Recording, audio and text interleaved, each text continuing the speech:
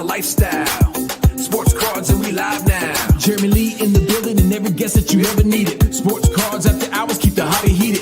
Updates, hobby talk like you never seen it. Sports cards live and none could ever beat it. Sports cards is a lifestyle. Sports cards and we live now. Welcome to another episode of Sports Cards Live with your host, Jeremy Lee.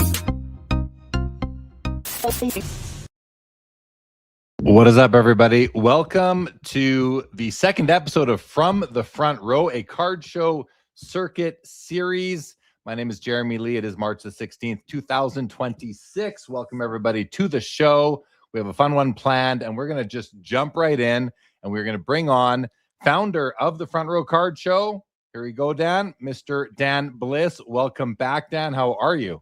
I'm great. Good to see you as always, Jeremy.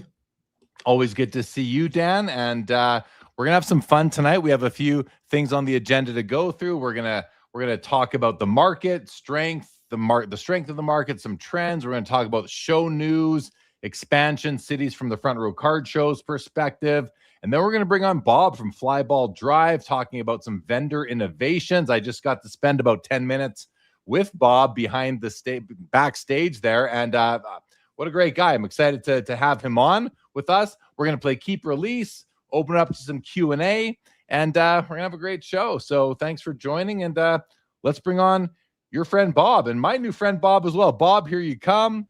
Bob, welcome to the show. How are you? Thanks. Thank you for having me, guys. I'm excited to be here tonight. It's good. It's good to have you from my perspective. I know Dan says great things about you, and why don't we just really set the stage in terms of you guys and your relationship, because as the audience here knows, we've had Dan on the show before. This is the second episode of From the Front Row, but the first time that Dan's invited a vendor on to join. Dan, why did you invite Bob? First of all, he's a good guy, so it starts there.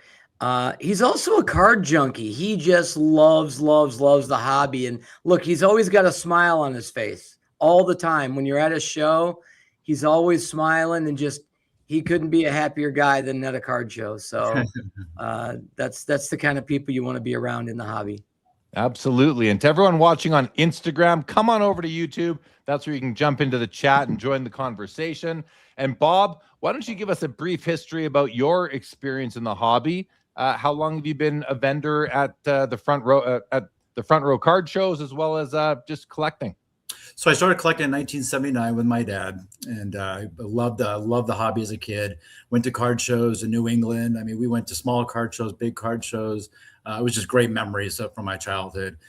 Continued collecting until about 1991. I was in college. Life got in the way, so I stopped collecting in 91. Got back into it about 3 years ago. Kind of retired from flying. I was a pilot. So now I figured, well, now's the time to, kind of get back and enjoy my childhood passions. So I met Dan in Southern California at a local show. And then I joined the Front Row circuit probably, 2.5 years ago. And we do all his cities. So an amazing show. That's great. What is it like to travel the card show circuit with Dan? And now you're going to be going all the way to the East Coast, basically over to Atlanta, the end of this month. It's coming up, and we have some VIP tickets that we're giving away on Instagram, on the Front Row Card Show account and my account, jlee_sportscards live. You guys all want to watch those accounts this week. But Bob, what is it like being on the card show circuit for you, being back in the hobby only a few years now? I can only tell you it's super exciting. We love to travel. I mean, we meet such great collectors. It's great fan base across the country, and it's different. Every city has a little unique market. So it's we've met some great friends across the country.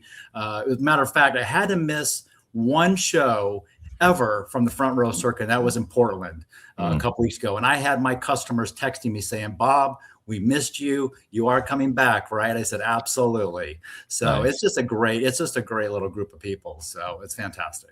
That's awesome. And Dan, is Bob the only guy who does the whole circuit, or do you have a bunch of vendors that are doing the full circuit, or at least as many as they possibly can? I'm sure people miss a few here and there, but is there a group of vendors that are kind of following the Front Row Card Show circuit around the country?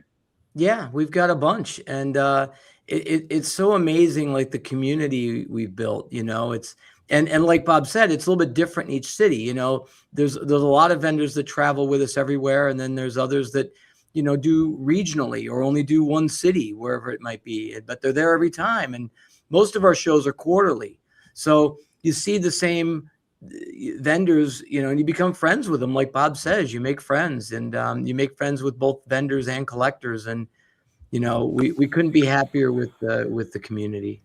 That's awesome. It just makes it so much more fun when you are going from city to city, but you see familiar faces, at setup, and then you go grab dinner together, maybe a drink here or there. It's a camaraderie, a bit of a fraternity sort of atmosphere. Bob, does it feel like that for you? Have you made some good friends through the circuit? Oh, 100%, no doubt. I mean, vendor friends, like Dan said, I have vendor friends I see in Seattle and Portland.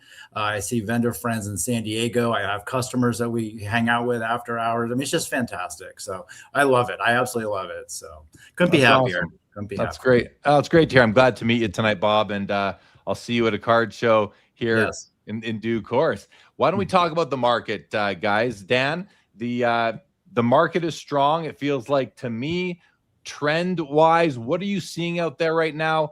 Even maybe speak a bit of what you saw at the last couple of front row card shows, and we'll hear from Bob after. But let's start with you. What are your observations on the market strength, trends, that sort of thing? Well, it seems as strong as ever, and you certainly see, like, when the big auctions happen and you see the big numbers appearing there. I certainly think that's influencing people's activities at the shows, whether that be big names like Mickey Mantle, Jackie Robinson, the vintage side, or Otani, Judge, Skeens on the modern side. It's really been incredibly strong, and it seems like one vendor pointed out to me recently. He's like, people seem to be hoarding, the Otanis and the Skeens and people like that. And I thought that was a really good observation. I wish I'd come up with that myself, but it's one of those things where people and people are pricing them pretty high, because they're almost projecting where the player is going to be in 6 months from now. And then they're pricing it now as if that a projection has already occurred. And sometimes they're getting it at a show, and it might not be appearing even yet on the comps, but you can certainly feel it and sense it when you're live at a show.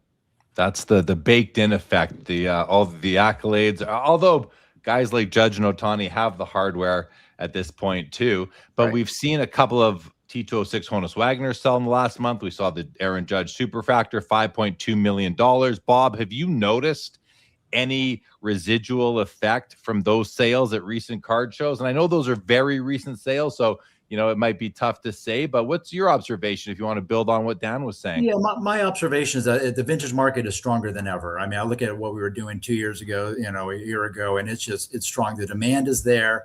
People want the big names, the Mantles, the Aarons. It's bigger than ever. And my customer base is just growing and growing, and they're asking for certain things, and I'm paying attention to what they're asking for, and it's just so strong. It's just amazing. It's actually amazing. So.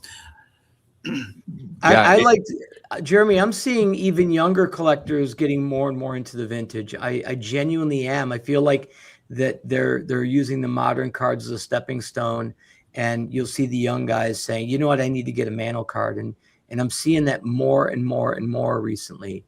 And I obviously, being a vintage collector, I love seeing that. Yeah.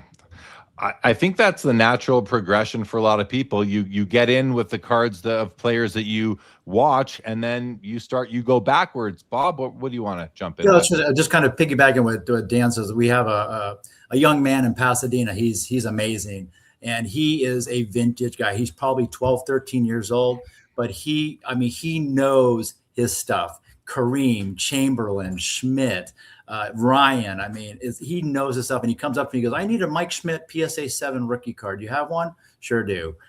So he knows exactly what he wants. So he's a sharp young man. So very encouraging to hear. Guys, let's say hello to the chat before we get on to our next sort of topic. Bill Betts, good evening. Pick Six Cards, Jacob Dahl, hello. Orlando, good to see you, buddy. Doubles 03 Chicago, good evening to you.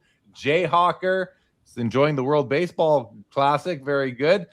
What's up, Jay Sholey? Good to see you. Laura, good evening as always. David Chase says, I've been to every front row show in Pasadena and San Diego since it started. Bob and his wife are literally the nicest dealers in the hobby. Isn't that? And there's, if you want to know who David Chase was, that's his crazy face on the avatar there. The professor says, good evening. Trying to make a decision about the Where's Waldo background on the screen. And Jacob Dahl says, I am the opposite. I started vintage and now I collect newer players. Interesting way to go. Yeah, we all have our different ways that we come in, but I think it's nice that not everybody follows the standard path that many collectors do take. No, look, that's a perfect thing to see though as well. Like, you know, Bob was out of the hobby for many years, but loved the cards from his childhood. I was the same way. About 10, 11 years ago is when I got back into the hobby myself.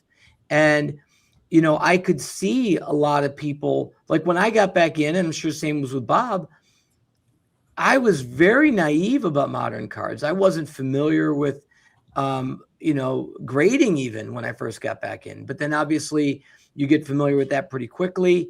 But the modern cards and all the different variations, you know, I could see the appeal of that. And I've still stuck with the vintage cards, but I could see people going the other way. Yeah, absolutely. I mean, I was telling Bob earlier, you know, I collect cards. My oldest card is 1888. My newest card is 2025. And I like it all. So, you know, just because you like vintage doesn't mean you automatically do not like or would not like modern, and vice versa. If you're open to things and you just have a love for this hobby and collecting and sport and history, it's all fair game. For me especially. How about you, Bob? I know you as you said, you're 50s to 80s really, but are you intrigued by, interested in, do you when you're walking the show floor before it opens sort of thing, do you talk to the more modern vendors at all and try and learn from them? What's your approach to modern, if at all? I do like the modern. I do find it intriguing. I think the cards are actually stunning. They're actually very, very attractive cards. Sometimes I have some difficulty kind of seeing what I'm looking at with some of the variations, things of that nature. But I do talk to the dealers. But yeah, no, I'm definitely interested in that. But like I say, because they're just actually the advancement of what we've come from the 50s to today is just amazing. They're beautiful cards today. So. They really are, you know. When you talk about the variations, it can be hard to understand what is what, and what's a rookie card, what's an insert, what isn't. But you know what? Vendors will be pretty generous with their information if you are looking to learn. I would definitely think. Raider Nation says, love the front row card shows. Bob and Nikki are two of my favorite vendors. And Jim Sholey, Dan, Bob, do you guys see many 1970 to 78 O-Pee-Chee baseball cards? Let's start with you, Bob. As a matter of fact, I just saw a 1975 O-Pee-Chee baseball card set over the weekend for sale. So I do see a lot of O-Pee-Chee cards. I actually get a lot of demand for O-Pee-Chee cards. And I have to say that is one area that I don't really have a lot of are the O-Pee-Chees, but I wish I had more. Matter of fact, another vendor friend of mine from San Diego area has an 83 Topps Gwynn PSA 10 O-Pee-Chee. Just amazing card. I got to see that over the weekend. So fantastic. Yeah, nice. He brings that to our San Diego show. It's a Gwynman. Gwynman, yeah, Gwynman. He's got a lot of Gwynn. Yep. Gwynn's his biggest favorite player. Yep. He's got these ridiculous Gwynn cards, minor league, and I think he's got two O-Pee-Chee 10s. I think one might be a SGC or a Beckett, and the other one's a Topps. But those are like insane. Right. And to answer your question. I picked up from a vendor. A vendor had a whole box of cards. He was mostly modern. He had a 2-row shoebox full of commons. I just started looking in there, and he had some nice 67 Topps in there. And I'm flipping through there, and I'm like, I'm seeing some 71 O-Pee-Chees with the yellow back, right? And about a third of the commons in there were O-Pee-Chee. So I said, how much for the whole box? And he gave me a deal on the whole box. I took them all. So it's like a lot of from 70 to 74 O-Pee-Chees mixed in there. I thought it was really fun. That's fun for sure. I have an 82 O-Pee-Chee Nolan Ryan in my collection, the old Astros uniform. I love it. Here's a question from the sports card professor. Does the panel share the same consensus opinion of the cutoff between vintage and modern? Always a fun question. I think there's differing opinions out there on that. And so I'll start. To me, vintage goes up until about 1988, 89, because there's always gum in the packs. But I understand the cutoff at 1980. The introduction of Upper Deck with the foil packaging, the different cardstock, the holograms, no gum, that was a major shift. But I understand most of the hobby thinks that or considers vintage to have ended at around 1980. Where are you on that, Dan? Where does vintage end for you? I want to hear Bob's thoughts on it before I answer. Well, actually, Jeremy took my answer. I'm going to be honest. He took my answer. Okay. 89. Now, I don't get as excited if I see like 87, 88, 89 as vintage, but I still consider that vintage for me because of the gum. Obviously, the gum, the childhood memories. But I do, for me, I'm going to go back, say 85. I'll just kind of tweak it a little bit further, say 85 and older. So. You're splitting the difference. I'm splitting the difference, but I do, by definition, I'll go up to 89, but I like 85 and older. Well, Bob, before you jump in, let me ask you this, because a lot of people use the time when Fleer and Donruss joined Topps to make baseball cards in about 80, 81. But I think 81, I forget the exact, I always forget 81. the year. 81. That's what, but to me, that just increased the competition. Nothing substantial changed. Maybe more people were in the hobby, but it was still a gum-based product. I see a real transitional shift at the end of the decade, but I understand people saying, no, it's 1980, and I say, okay, that's fine by me, but those are a couple of the reasons. So Dan, what about you? I'm gonna predict that you're gonna say about 1980. You know what? I'm actually compelled to even say older than that. Some people I've heard strong arguments for 75. And kind of it just, relates to when the cards really have a little more value and scarcity. But there's another part of me that wants to go older than that and go back to 72, because 72 is when they stopped doing all the series. And honestly, it's so funny because part of it is the sets that are a little bit boring. Like 73 and 74 are a little bit boring aesthetically. I mean, 73 is Schmidt. I love Schmidt, but the eye appeal is not that great. It's got the Roberto Clemente, last card. So it's like, but I don't know. And 81 is such a terrible set that there's nothing, Tim Raines, rookie, I guess, second year Henderson. It kind of helps you draw the line at 80, really. I love the ball caps on the 81s. I hear what you're saying, Dan. It does make sense. On Sports Cards Live the other night, one of my co-hosts, one of my panelists, Joe Perot, he made the comment, and this is what Situational Adventures is saying here. He's saying, I like Joe Perot saying 80s and 90s were classic, not modern, because if vintage ends at 75 or 72, what's 72 to 89? Is that modern? Because then anyway, we could talk about that for hours. We have other things to get to. So I think that's a good term. I think that's a good middle range term, calling them classics. Yeah. I like it. Maybe it'll catch on. I like it as well. Okay, let's talk a little bit about Front Row Card Show itself, Dan. Atlanta was big news. It's not new news anymore. The first show hasn't happened yet, but we've been aware of it, that Atlanta was going to be happening here March 28th, 29th. It's right. going to be, I would love to be there. I'm sure it's going to be a great show. What else is going on with the Front Row Card Show, with the circuit? Any other new locations on tap at some point in 2026? Besides the ones you see on the bottom of the screen, everybody. Right. Yeah. Well, we are going to be adding on 4th of July weekend, Salt Lake City. It'll be our first time in Salt Lake City.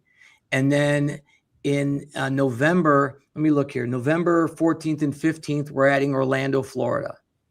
Oh, so awesome. Yeah. So, and then we're doing a second Atlanta show the week before that. So back to back. We've already got a number of our vendors planning on making that trip in November and doing the 2 shows back to back. So they're going to travel out east from the West Coast. So look, it's going to be good for the East Coast collectors because they're going to see West Coast vendors they never see.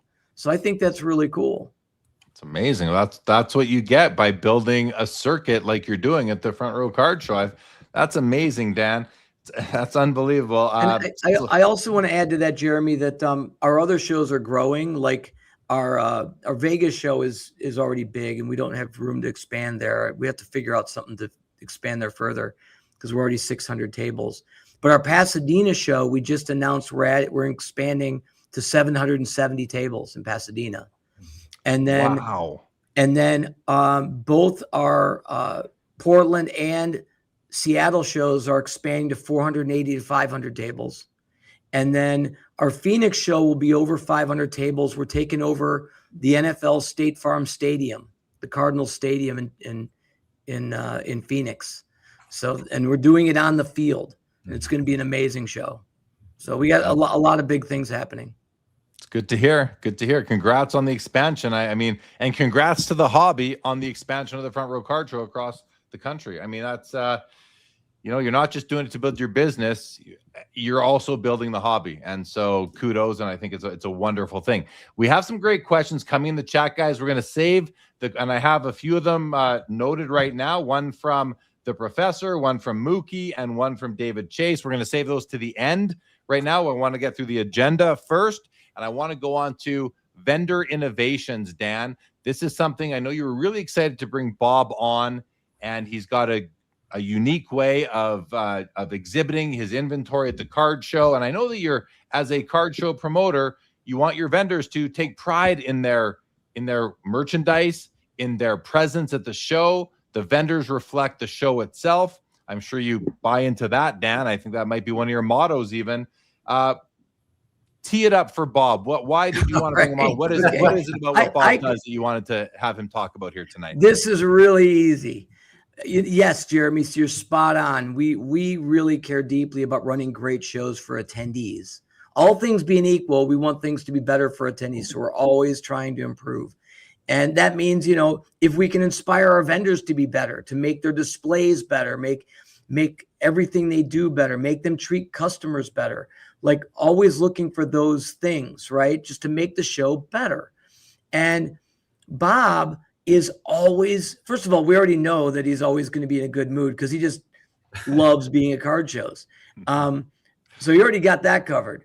But what he's also doing is he's always improving. He's always tweaking, always adjusting, always adding new ways of doing things, trying things. Maybe they work, maybe they don't. The next show, his displays will be different. He keeps tweaking and adjusting. And he has, listen to this, Jeremy, he's got display cases, but he's also added grid walls, similar to what you might see for comic book vendors on the sides of his tables. And he has cards clipped on hangers, hanging on the grid wall. So if you walk up to his table, you've got these displays, and then vertically going up, all these other cards hanging on hangers. And the amount of inventory per square foot there is so much greater than any other vendor. And it's just so exciting. It's fun. So how's that, Bob? So we just love what you do. I do. I love what I do, and the thing is, it's about maximizing space and creating the excitement for the collector.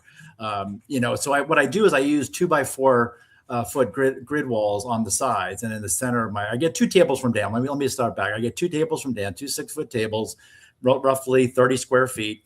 By adding grid walls, by 2 L-shaped grid walls on the left and right side of the table, and a T grid wall in the middle, I add 72 square feet of display space. So I can put in a ton of merchandise on 2 6-foot tables, so I have what I call the wow factor, so you got to create a wow factor. And I'm known as the grid wall guy. That's what the people will know me. If they can't find me, they don't know where I'm at on the show. They just look for my grid walls. I have a very unique presentation style. So I wish I had pictures to show, but I'll have to post that on my Instagram. Jeremy, he puts really good cards hanging on his up high at eye level. So at eye level, you're looking at all these great cards, and he and his wife Nikki are kind of between these two big verticals, filled with cards, and it's just amazing. So for anybody who's going to be at a front row card show and you want to find Bob, you know what to look for now. You can pick him out pretty easily if you're scanning the whole room. I think it's good to have that sort of identity, Bob, and set yourself apart in a big card show like the front row card show. So I love to hear it. I think it's great. And now I'm thinking about my own setup when I set up at shows and how I can better maximize the square footage. So we see other vendors starting to mimic Bob or ask Bob for advice on how can I replicate this. And that is true. They come up to me and they want to know exactly what they need to do it. So, yeah. So you're the card show vending consultant now. Yeah. Hello to sideline, Bob. Yeah. Hello to Mike Double V. Thank you for joining us. Absolutely. Stukes, what's going on? He says, I did a mixed show this weekend. We sold new wax, Pokemon, vintage cards. Everything sold great. Good to hear, Stukes. Good to hear. All right. Anything else, Dan or Bob, on kind of, what's going on at Flyball Drive, which is Bob's sports card business? Dan, anything else going on vendor-wise at the show that you'd like to mention before we maybe play our first round of Keep Release? Well, we're doing, we're working with like the grading companies and stuff, and we just added PSA to our Pasadena show. We added Beckett to Seattle show. Both of them are moving slowly on being at shows. Beckett was doing a lot more shows before they got bought by PSA. So we're hoping that they'll start ramping it up and doing more shows again. So, from our perspective, we hope that they're going to be more active in the hobby. So, I feel like it's good I just want to let people know that there were a lot of people concerned about, remember when PSA bought SGC and SGC just stopped doing shows, and it rattled a lot of people, a little bit bummed about it, but I can tell you that Beckett's doing things a little bit differently, where they did back off at first, but they're starting to do more shows again. So that's certainly encouraging for the long-term future of Beckett. Good to hear. Hey, Bob, quick question for you on the grading side of things. How important is it for you as a vendor to have grading services in the room during the show? Do you use them? Do you sell raw cards and let people know they can go get them graded if they want? Is it a thing for you, or is it just nice to have them there because it brings more people through the door? No, it is actually, I love it when they're there for a couple of reasons. I sell vintage wax packs, for example. And so people will buy an 81 Topps basketball pack. Let's say I had at a show over the weekend, I sold 2 81 Topps basketball packs, and one, he got the Larry Bird in action card. Beautiful. Went right over to PSA, got it graded. He came back, bought a second pack, and he pulled out the Kareem Abdul-Jabbar, went over to PSA and graded it. Kind of going back to what Dan was saying, I actually had 100 card submission for the San Diego front row show with the weekend that SGC pulled out. I had 100 cards ready to be submitted, and I couldn't get them submitted at the show. I think it was at the Seattle or Portland show about a year ago. I brought 60 cards to get graded. So I love it when PSA is at the front row card show. That's very important to me, and for my customers for that matter, because like I say, they like to open up wax packs. I have 89 upper deck. If they pull the Griffey, we'll take a look at it. They can walk right over, get it graded. So it's very important. It's very, very important. Yeah, absolutely. And Chirp Enforcer here says on-site grading is always nice. He also said earlier, I hate walking up to cases when they look chaotic. I as well. I don't say I hate it, but I like especially the way I set up. I like an organized showcase, cards not laying on top of each other. But hey, sometimes people have too much they don't know what to do with. And Jesse here says, my table was tight a couple weeks ago. I set up at a one-day Sunday show here locally a couple weeks. Thanks, Jesse, for that. Okay, guys, do you want to get into the game? This is Dan's game, guys. Dan invented this game. It's called Keep or Release. And Dan, why don't you explain the rules so Bob knows, the chat can know, because we'll get the chat to chime in with their thoughts. But why don't you explain what we're gonna show a card, and then what do you want people to do, Dan? It's just a simple premise of everybody's got different opinions of what cards they want in their collection, or which ones they'd be happy to sell or let go. And people are always buying something and they're like, I'm never letting this card go, but somebody else just sold that to them or traded that to them. So it's interesting to see what different people's opinions are on different cards. So the hope is we just look at some cards. Plus, we just enjoy the cards because that's what it's all about. Let's look at some cards. So to the chat, you can just type in keep or release, whichever one you want. We'll go around the panel on each of them. And we are going to start with the very first one right here, guys. The 1957 Topps Bob Cousy rookie card in a PSA 7 holder. Now, we're not going to zoom in and show the cards too close, so you kind of have to take it for what it is, even though Dan does have the cards handy with him. But nonetheless, we'll play the game. Let's start with Dan. Let's start right here with Dan on the 1957 Topps Cousy. Well, first of all, that came up to my table at the Pasadena card show. I'm sorry, not Pasadena, Portland card. I can see I get them mixed up. We have so many.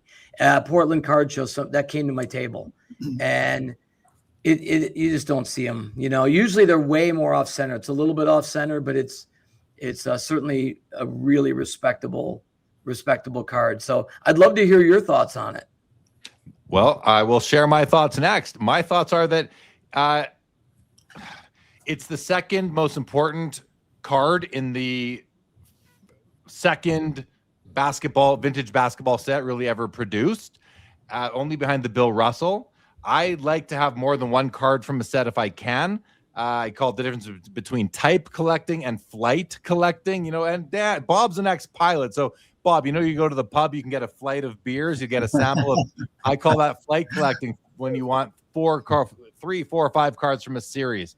So I would keep this one, Dan, because I don't have one. I've never owned the card. And yeah, the centering's a bit off, but it's a sharp enough card for my collection to add. So I would say keep on this one. Let's go to Bob.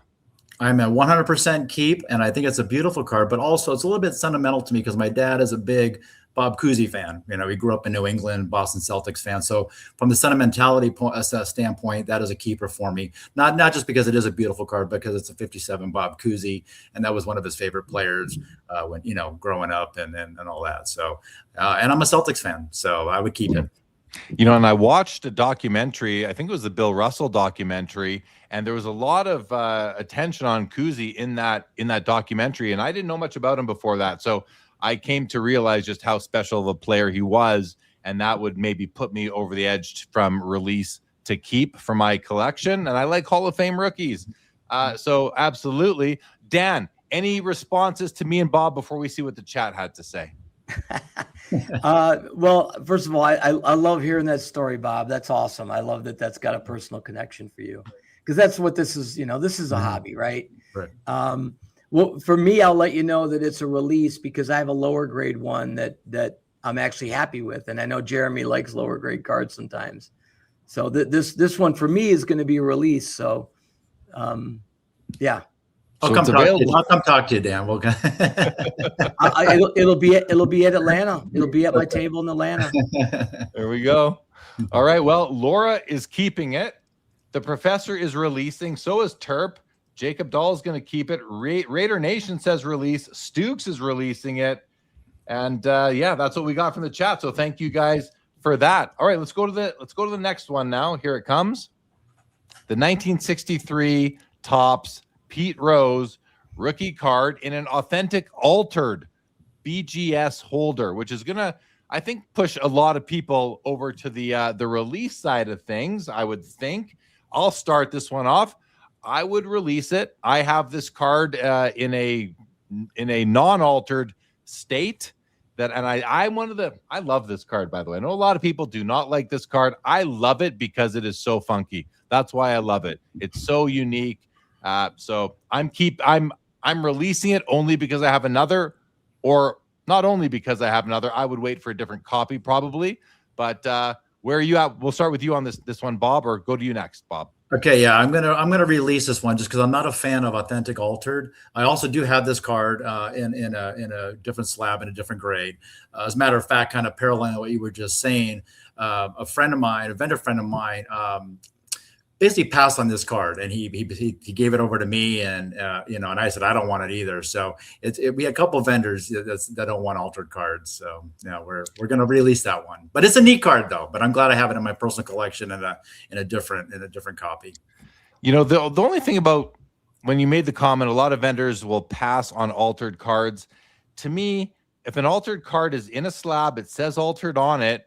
It's very transparent that way. And there is a group of people out there who this is what they can budget for. They don't mind owning an altered card, and they like that it says it's altered because they're not trying to fool anybody. They're just honest hobbyists. So I see a place for these in the hobby in the slabs.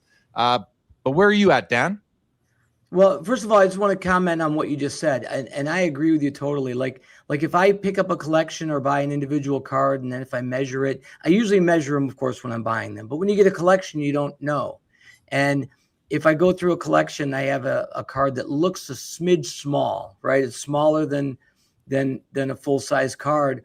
If I think there's any chance that it's just going to be trimmed or altered in some way, I'm typically going to send it to SGC, because what I like about them is that if let's say it's going to come back, I think it's going to be a 5 or whatever, a 3, 4, 5, whatever, but there's a chance it's trimmed. I send it to SGC. At least they'll put it in a slab, authentic, and send it back to me. So I'm with you, Jeremy. And then within the altered and trims, the A's, the authentics, there's a big range. This is a gorgeous authentic, right? There's also authentics that look like somebody had it in their shoe, right? And they're just torn and just beat to hell.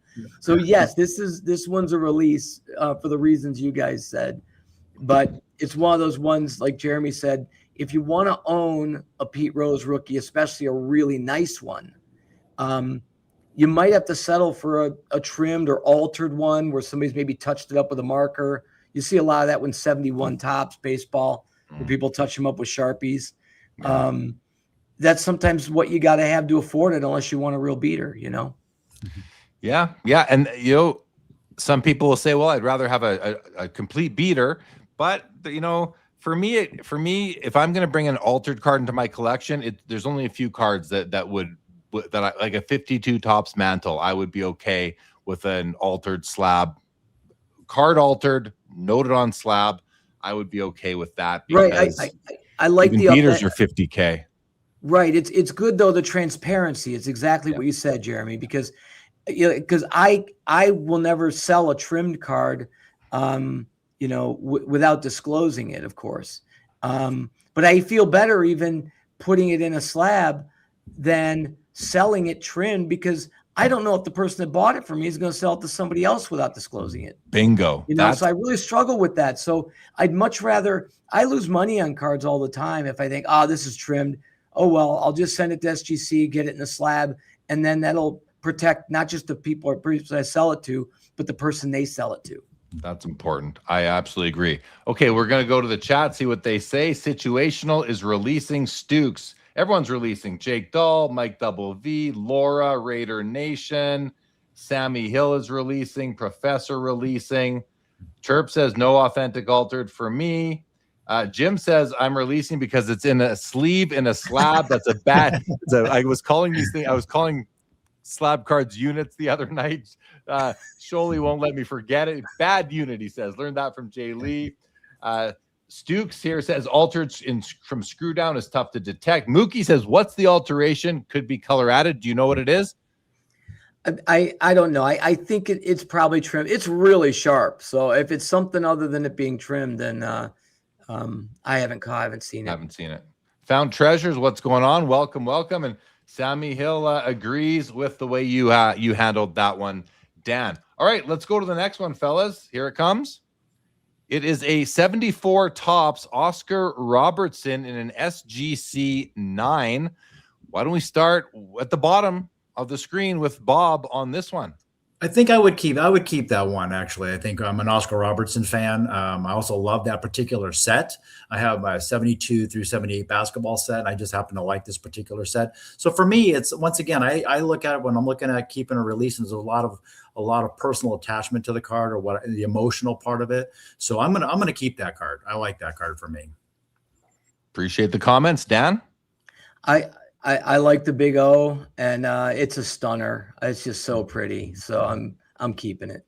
Oh, I'm so torn right now, guys. I was gonna say release because it's not a meaningful card to me, but I'm a rookie guy traditionally, but I've started to really enjoy further on, like non-rookie cards of players.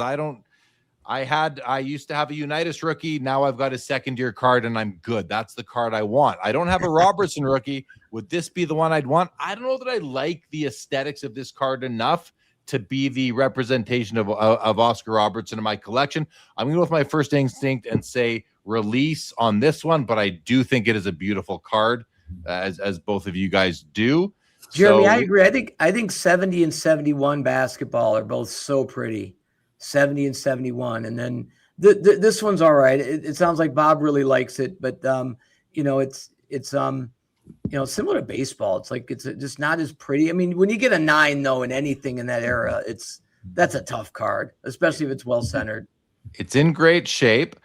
I don't collect non-standard size cards anymore, Dan. So I couldn't, like Maravich, I couldn't do the 70, but the 71, love it. That's a pretty card. Love the 71. So I'm with you on that. That's one of my go-to years now. The professor says look at all the keeps. Laura's keeping, Jake Dahl's keeping, Stuke is releasing. Who's not keeping that, says Mr. Wilhelm. I think I just answered that. Jeremy's not keeping. Sammy Hill says keep, and Sholey says spectacular card in the tux, in the SGC tux. It is a nice card, and I really like the picture of Oscar on this card. Full body shot, looking buff, very nice. Jim at the bank is saying, of course, this is a keeper. All right, let's do the next one now, guys, and here it comes. 1965 Topps Willie Mays, autographed with a PSA 4 grade on the card and a 10 grade on the auto, and the auto does look clean. Card looks like it's off center top to bottom more than it's off center left to right, but left to right's decent. It's a nice card. I'm not an in-person autograph collector, so this, to me, if I bought a collection and this was in it, I would be releasing this one myself, taking the money, buying other cards. Where are you at, Dan? I gotta tell you, I'm hoping to get wisdom from you guys, because I am on the fence on this one. I'm struggling a little bit with the centering.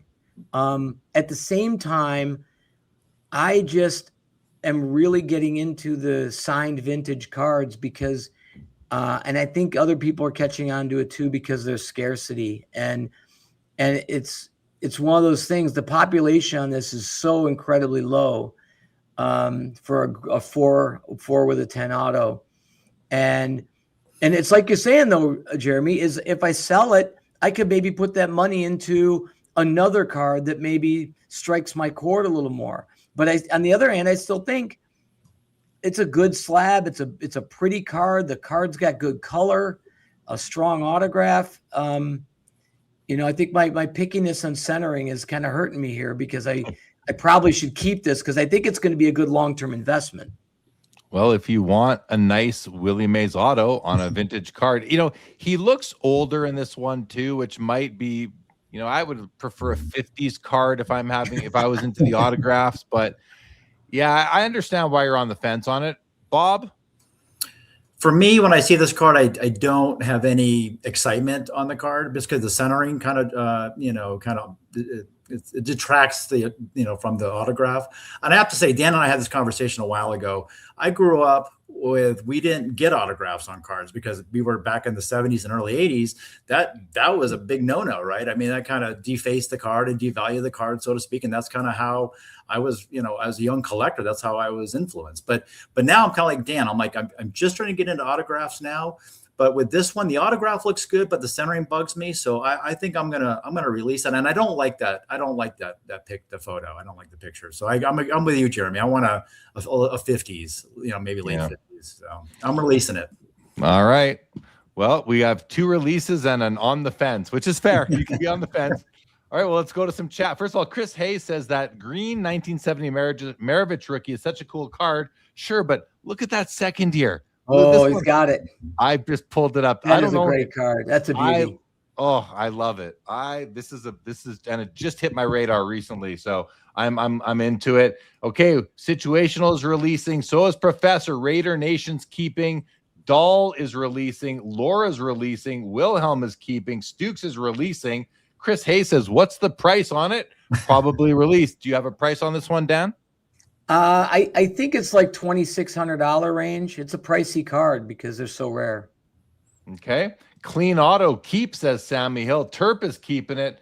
Terp says he is right about the signed vintage. Mookie says, I wish the placement of the auto was on his shoulder, but it's still a keeper for me. Yeah. If Willie would have signed it just a couple inches to the right, that would change the overall. Hold on, guys. You could say that about every card you experience. Like if this card was only dead centered, if this card didn't have this little flaw on it, it's that's like, why we're here. But see that's the thing about a rare card. It's like I could nitpick and say, yeah, you're right. I think that's a good point. I think the auto on the shoulder would pop a little more. That's so true. And if the card was a little more centered, this would be a no-brainer for me. It'd be a keep. But because of those little things that but on the other hand, when am I going to see a better one? If I actually want a 65 Mays better centered with a signature on it, I don't think I'll ever see one. When will I ever see one? So, yeah. Well, no, fair comment. That's the debate. That's the internal debate I'm having. Yeah. Oh, and it makes sense. Jesse says, I don't like auto grades, but that's a keep. Sammy Hill, older but wiser. Absolutely. Chris Hayes, poor Willie, not the most photogenic of the legends. Jim says, if it was an O-Pee-Chee, would be next level. Ooh, it would. Jeremy Filippelli says, keep it. And Situational says, it's a rare altered card. Thinking about the earlier. He might be behind right now. Oh, Jesse says he won the MVP in 65, so the year has meaning. That's always cool. Always That's cool. A good point. And Mookie says Dan is winning the debate with Dan. All right, let's go to the next one, guys. Here it is. Same year. However, this is a beautiful. I love the 65 Topps Pete Rose. I like it almost as much as the 64 as far as a Pete Rose card. I like the 65's. Autograph is well placed, kind of, centered, if you will. This card is well centered. The card grade's a 5. The auto grade's a 10. This looks really good for a 5 to me, Dan. A very recent grade from PSA as well. I think this one, listen, I have 2 answers. It's a keep. If I collected autograph cards, this would be the only one. Why do I want it? I don't.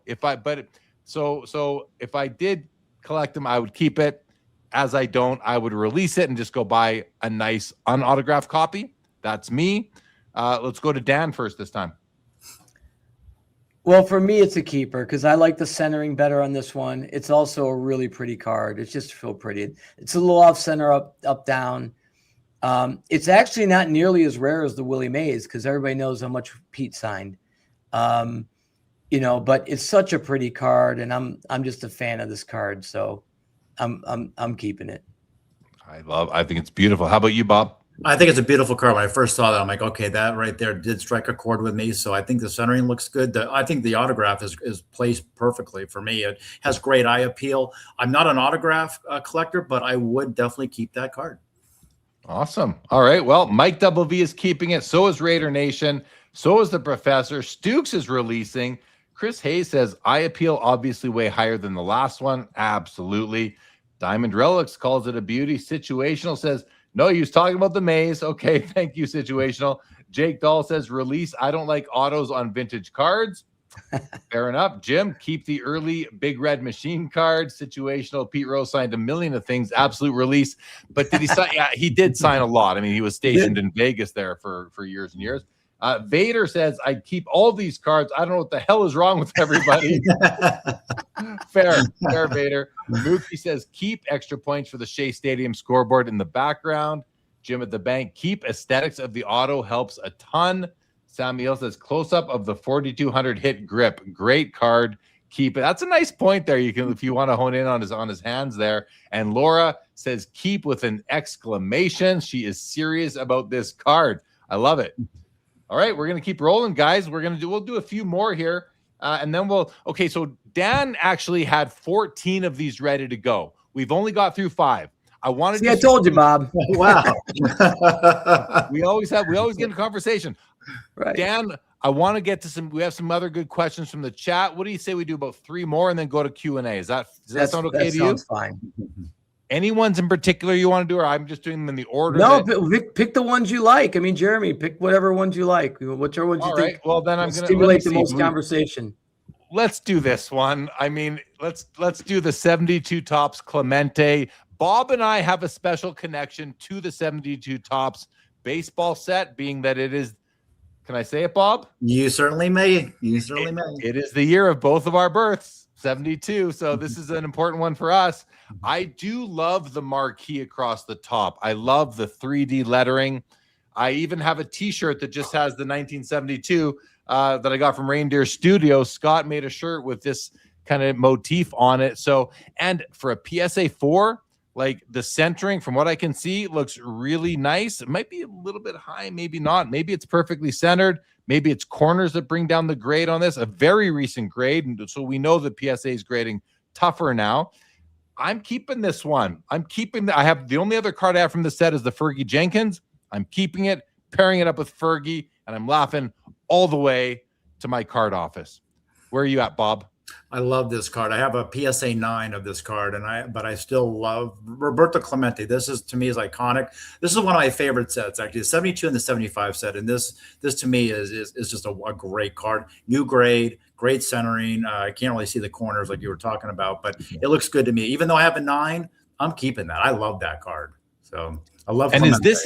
Is this his last like playing days card? 73 next year. 73. Okay. 73. Okay. Yeah. What about you, Dan? Well, Jeremy, I knew you'd love this card because it's one of those where it's a low grade, it's affordable, but it's gorgeous. And yeah, that's a keeper. It's like Bob, you're right. The 72 grade and 9, that's got to look just like this. It's got to be a stunner, I'm sure. It is a stunner. But this is one of those things where it's a 4 and it's so well centered and so pretty. I have no idea why it's a 4. It's got to have some faint flaw in it. Either that or the grader was having a bad day. But it looks like an 8. It really does. I wonder, yeah, I would want to see the corners closer, but beautiful card. I love that the ball's like suspended in midair in it, and he's just, out there chilling right now. So Mr. Wilhelm says, hey, there's one I actually have. Jesse says, keep all the Clementes, and it says Roberto. Fair. Just a beautiful card, says Jim. Stukes is releasing. Stukes, what are you keeping, brother? He's releasing everything tonight. Situational says, love this card and only buy Clemente cards with his first name in full. No Bob cards. Jake Dahl is keeping it. I like the 72 Tops. Plus, it's Clemente. Can't go wrong. Raider Nation is keeping. Laura says, I have that one too somewhere. Sammy Hill, we're talking about the baseball game, Venezuela versus USA in the final. Congrats to both teams. Mookie says it looks like the colors may be a little faded. Release. Filippelli has it. Toning is rough, says Shaheen. So maybe there is some color issues on this one. And Stukes says selling graded to buy more ungraded. I get it now, Stukes. That makes good sense, buddy. Appreciate the clarification. Should we go to the next one or any more comments on this card, guys? It's a gorgeous card. If there's anything looks like it's faded, you can blame me. I was the photographer. Well, and I will say that the images were all a little bit like sun bleached to me, and it wasn't the cards; it was the images themselves, guys. I noticed it when I was making these graphics. So let's go to the next one. We're going to switch it up at a 76 Tops. Walter Payton, PSA 6.5. Now, I like to dissect this card when I'm doing auction shows, Dan, and as really assessing condition. Who cares what the grade says? I like to assess the condition, the eye appeal. One of the things I can't tell is the registration. Usually down on the bottom where it says Walter Payton, you see a lot of yellow color fringe coming off of the green. I can't see if that's happening here. Despite that, this card looks really, really nice as a 6.5. It is well centered side to side, maybe a little bit low top to bottom, which I don't mind as much as I'm more mindful of horizontal centering, which this one has beautifully. So, and I don't have this card. I used to have this card in the PSA 9. I don't have it anymore. I think I'm going to replace that with another rookie card of his. I might go 77. We'll see. But if I don't, this would be good. I think I would keep this one. I think I'd keep this one. How about you, Bob? My initial thought is I would release it. I see these cards come by a lot, and I'm not a fan of half grades, to be honest with you. So the centering top to bottom is kind of what I keep picking up on with my eye. But I mean, Walter Payton, you can't go wrong with a Walter Payton card, obviously. But I have a 7, so I would release that. Dan? Well, it's a release for me only because I have another one too. But you're right, Bob. You see these somewhat frequently. Usually the centering is a lot tougher than this. Centering is oftentimes off on this. It's a really nice 6.5. It looks very nice to me. Hey, Bob, I like half grades. I love 8.5s. I love 8.5s vintage cards. I really do. And that, 8.5 doesn't bug me as much as like a 5.5 or 6.5. But no, I agree with you. 8.5, I'm more. I would be, if this was an 8.5, I'd keep it. So I'm kind of a hypocrite. I guess I'm kind of a hypocrite when it comes to the half grade thing. So. Oh, hey, you're entitled to your idiosyncrasies in the hobby, right? This hobby is it's so much fun. We all have, there's so many different ways to approach it from many different angles. I completely get it. We could have I could ask you, why don't you like half grades? What is it about that? We'll see if we have time at the end. Mr. Wilhelm says, I'm smashing the buy it now on that one. I think he's saying Professor is releasing. Raider Nation is keeping the sweetness card. So is Jake. So is Laura. So is Found Treasures. So is Filippelli. Jim says, keep it, no tilt. Learned that from Jay Lee. Also, yeah, there's no real tilt on that one. Chris says, if you can get a half grade premium, release it. Centering and color aren't eye-catching. Filippelli says, I need it. Relic says, half grades drive me crazy, and I'm not really that OCD. So he gets you, Bob. Situational says, same top to bottom as my 5 OC release.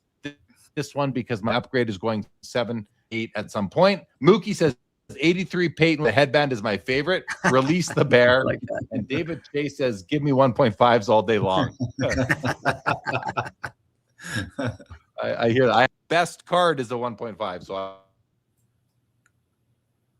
I get that. Shout out Dan. Super excited for front. That's great. Ben. Oh, and Ben and everyone listening, watching right now, guys, we are doing 2 giveaways for VIP tickets to the Atlanta show, March 28th, 29th in, guess where? Atlanta. We are doing those on Instagram. You have to be following my account or the Front Row Card Shows to see these promotional postings where you are going to respond to win. They are going live on our Instagrams tomorrow at 2:00 Eastern. I don't usually do this, Dan, but the post is actually scheduled to go live tomorrow, so we can announce it here tonight. Tomorrow, 2:00 Eastern. I'm going to post it. The Front Row Card Show is going to accept the collaboration on it, and so you can go there. There will be a few little instructions. Follow the accounts, tag a friend you would bring to the show, and you'll be in the running to win we're giving away 2 sets of VIP tickets to the show. Yes. There you go. All right. And Filippelli says, my best card is a 2.5 and AC1. I don't know what that is, but I know the 2.5. Thank you, Filippelli. Okay, let's do one more, guys. Let's do, you know what we're going to do? We're going to do, I think this one here. The 66 tops, Nolan Ryan. Oh, no, not Nolan. No, sorry. The Johnny Bench rookie card, 68 tops in a PSA 6. Now, this one, Dan, as I look at it, you look at that right edge, and it looks like it's way off center, but I think that's the inner ridge of the PSA slab covering up a bit of the card itself, because if you look at it, you can see that the card comes out past that ridge. That said, I think this one is still maybe too off-centered for me. I'm releasing. What about you, Dan? I'm with you on that. It's a release. It's an iconic card, but it's a release. It's a very recently graded card, which tells me that, now it's a 6. This could have easily been a 7, a year ago type of thing. Bob, where do you sit on the Johnny bench? When I first saw the card, definitely as a release for me, just because of the centering. Like I said, I have to do a little more investigation whether, like you say, it's kind of under that inner ridge of the slab. But for me, it's definitely a release. Also, we see these a lot; they're very frequent, so I would release that. So, yeah, I do like the card. You know, I don't know when it was. At some point in the future, after this, Topps put out one of their throwback sets, and they did the Nolan Ryan. I think they did the Johnny bench too, where they made their half of the card, the whole card, in a vertical orientation. And I kind of wish that that's what they did back then. But just like we can't move Willie Mays' autograph over a couple inches, we can't go back and tell Topps to change the way they made the cards in the first place. So we're gonna have to accept it as it is here. The professor is keeping. Found Treasures release, Jake Dahl release, situational releasing, prefers the 69 O-Pee-Chee bench I got in a recent CIA auction. I got to tell you, situational, I'm with you. I love the 69 bench and the 69 Nolan Ryan. So I've had both of their rookie cards from the 68 set, guys. I don't own either of them anymore. I had this in an 8, Nolan Ryan in a 7. I don't own them anymore. And I will eventually add their second year cards instead. I feel like I've had these ones, and I'll go to the second year, and I think they're beautiful. I like Mr. Wilhelm here says, start bench Tompkins. Laura, big red machine, keep it. Raider Nation releasing, looks like no border on the right. Jim at the bank says, where's the OC qualifier?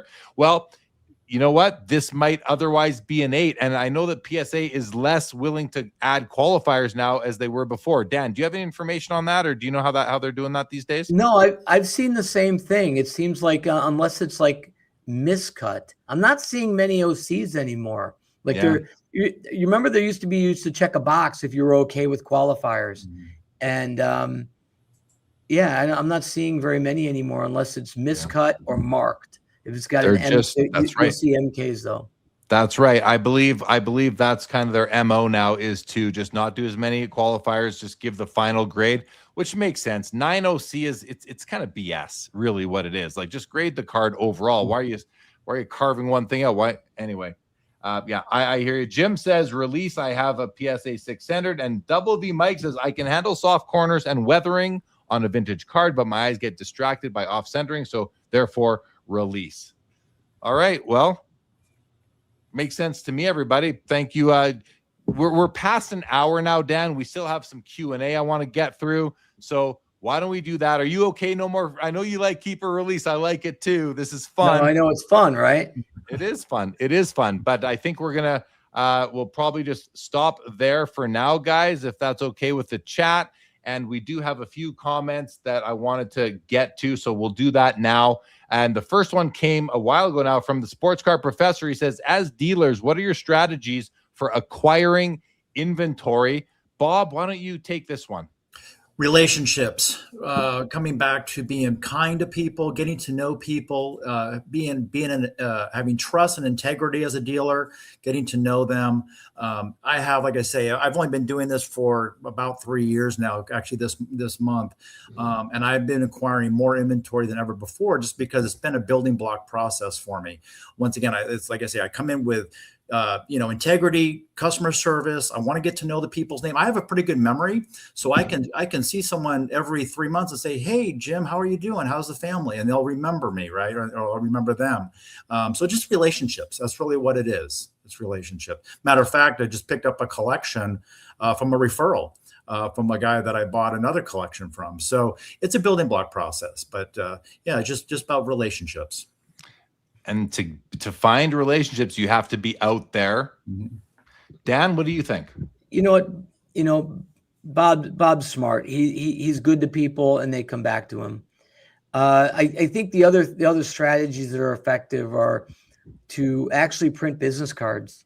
It's a little bit old school, but to have cards that you can hand to people, because a lot of times people come in and they have a collection to sell and they're walking around, and if you give them a card that says I'm buying, it's helpful. And then you'll get a call. Sometimes it's a week later, sometimes it's 3 months later. Somebody will call you, "Hey, I met you at the Pasadena show and I've got this collection. Would you still interested in buying it?" And then you get opportunities that way. But yeah, Bob's right. If you're good to people and you talk to people, you can, people keep coming back to you to bring you stuff. And if you're a fair buyer, they'll sell to you again. Bob? Just paralleling to what Dan was saying, in Pasadena, this was probably a year and a half ago. I had a show just opened up. Father-son came up, had some 54 ungraded. He had a K-line rookie, a Banks rookie. He said, "What do you pay?" So I said, "Well, let me take a look, see what I can do for you." I try to pay fairly strong, but I made him an offer. He said, "Do you mind if I shop it around?" I said, "Absolutely not. My offer stands all day." Came back 2 hours later. He said, "Your offer still stand?" I said, "Absolutely." And he said, "To be honest with you," he goes, "I have just a slightly stronger offer in the back corner, but the guy wasn't very friendly. You smiled at me. You were polite. You were respectful. You spent time with me. I want to give you my cards." And so I purchased them from him. So Love that. I think one of the things Dan mentioned on our last episode of From the Front Row was standing up and talking to customers, and not just, I go to a card show and the vendor doesn't even look at me when I'm at his booth looking at his showcases. Like, are you like, do you hate selling cards? Do you hate doing business? I don't get it. But some people aren't comfortable. Some people are more introverted. I guess you have to have all their psychology there. But yeah, I like what you're saying. And I think that makes good sense. Okay, let's go to the next one, which is Mookie. This is more of a comment than a question about talking about the eras of cards. Mookie said, "I think of the eras as tobacco era, bubblegum era, and then elements, gold, chrome, hologram. You could argue about the dates, but the intrinsic nature of what's in the pack changed." And so I think he's talking about the various changes of really innovations and that sort of thing. And then David Chase question says, with the recent success of the West Coast Card Show separating sports cards and TCG, are there enough local sports dealers to fill up your large venues, or do you need Pokemon dealers to fill the room? This is a question for Dan, I suppose, but we can also hear Bob's thoughts on the overall topic. Dan, what do you say? That's a fair question. Pokemon and other TCG has grown tremendously, and that's so funny. It depends on the city, frankly. We've got long waiting lists at every show, so every one of our shows sells out. The question, I think, if I answer it literally, is would we sell out a particular show? Let's say Pasadena, 770 tables. There, we have enough vendors of all types. We could probably fill the entire show with sports. In other cities, it might be different. But certainly it's part of the market. So it's really hard to say. But we think we like the non-sports stuff at our shows. That's a big part of our shows. It's not a majority. For a while it was, and we had to cut it back as much as we could to get shows more balanced, because we care about having balanced shows. So something for everybody. But as a sports guy, I want people migrating to sports, and I feel the non-sports stuff is a good stepping stone for kids and other collectors to then segue to become sports collectors. Good answer. Yeah, it's a tough balance, and you are in a sensitive spot being the promoter, and but you want to fill, but you also don't want to alienate. And the other, when I say alienate, also it's and this is where I am more easy on the TCG side, is if I have a kid and my kid wants TCG and I want to go to the card show, and the only way he's going to come with me is if he knows he's going to see some Pokemon there, I want there to be Pokemon there. And I'm becoming more sensitive to that angle right there. Joe, Jeremy, my wife Angela, who manages our shows, she had a beautiful story like that, where a father and son had this touching moment leaving the show that she witnessed, where they literally had that conversation about how amazing of a day they had, and the father's only into sports and the kid's only into Pokemon, and it's just this beautiful moment, and that's why we do what we do. That's great.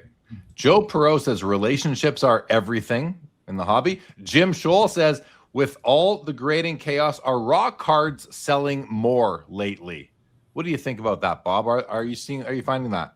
100%. As a matter of fact, I had a conversation with Dan this morning. I want to get a third table eventually, because I'm finding that the raw cards are taking off. I've had set builders more than ever.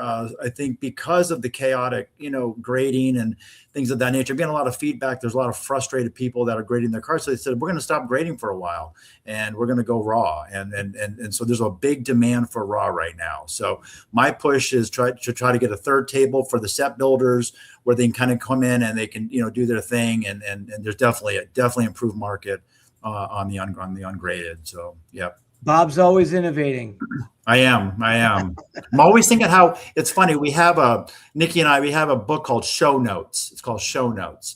What do we need for the next show? What can we do better? What did we do well? And what can we improve upon? Because one thing that I find is when I go to a show, I see the same vendor with the same card, the same setup. And for me, I rotate my inventory. I listen to my audience. I'm listening to what they want, and I bring it in. And I give them my business card. I say, hey, when I'm in Tacoma, email me what you want to bring, and I'm going to bring it for you. So they do. They email me what they want, and I bring it. So this is what it's about. You're on top of your game, Bob. I love it. Even Stuke says Bob has a pulse on the hobby. Okay, and then the last question we're going to do, guys, then we're going to wrap this up. Ben Burrow says, curious if Dan has any insight into picking the venue for Atlanta. He says Congress, Cobb, and even Gas up north are all great. I don't know what that really means. I guess these are names of venues in Atlanta. Yeah. Go ahead, Dan. We're at the Cobb Convention Center, which is walking distance from the baseball stadium, and we like that location. It's a good venue. It's accessible by freeway. In fact, our show is the weekend of opening day for the Braves. So, and Braves opening day is at 7 p.m. So you can come to our show in Atlanta, which ends at 5, and then walk across the bridge to the ball game at 7. Perfect. Awesome. All right. Well, guys, this is a lot of fun. Great show. Great topics. Keep Release was a ton of fun. Awesome input from the chat, everybody. Thank you guys so much. I'm still showing over 90 people here between Twitter and YouTube. So thank you, everybody, for joining us tonight. Jim says, 3 very cool guys. Thank you. Appreciate that, Jim. Thank you for that. Bob, it's been a pleasure meeting you. I can't wait to see your setup at a show. And good luck as you continue to do the front row card show circuit. It's amazing that you're doing that with your wife. Must be so much fun. So enjoy that. Yeah. Congratulations on everything. And Dan, thanks for doing the show again and for the partnership here. I appreciate it, and I'm enjoying supporting what you're doing over there at the Front Row Card Show. So thank you. Final words, Dan. Anything you'd like to leave the? I do have one final thing I want to talk about here. Is I got this amazing book in the mail. So anyone who wants to get it, pick up Pops and Comps. It's amazing. I've only gone through parts of it so far. And your intro is beautiful, Jeremy. By the way, this is from Jeremy. This is Jeremy's book. But it's fantastic. And it's so comprehensive. Look how big this book is. Like, you put a lot of work into this, Jeremy. So thanks, I just want to give you credit. And so I've read a good portion of the beginning, and then I've skimmed through the structure of it. And there's a lot there. So anybody who wants to get into the collecting or get a deeper understanding of the hobby, go pick it up. I wasn't expecting that, Dan. Thank you. Thank you so much. It is 2 pounds. I'll tell you that. When I ship them, I have to have the weight. It's 400 pages and 2 pounds, but thank you for that, Dan. I appreciate it. I enjoyed writing it and getting it out there. So thank you. Thank you, Filippelli. Appreciate it. Professor, keep on looking. Even when the show's over, you can go back and look for Waldo again. That is an image of from the Front Row Card Show, just blurred so we can focus on the men on the screen. That's our Vegas show. So, Mookie, don't release Pops and Comps. Thank you, Mookie. Love you, buddy. All right. Well, Dan, Bob, you guys hang tight right there for just a couple of seconds. Everybody else, thank you so much for joining. And I will be back, as I mentioned, Thursday, live from the Fanatics studio in New York City for the Fanatics Collect Premier Auction Watch Party, 57th month in a row, and we will be back again on Saturday for Sports Cards Live. Bob, Dan, hang tight. Thank you, everybody in the chat. We will see you again next time on From the Front Row, a card show circuit series. Thanks for tuning in and being a part of the Sports Cards Live community. Don't forget to like, subscribe, and most of all, keep collecting. More great content to come. Sports Cards is a lifestyle.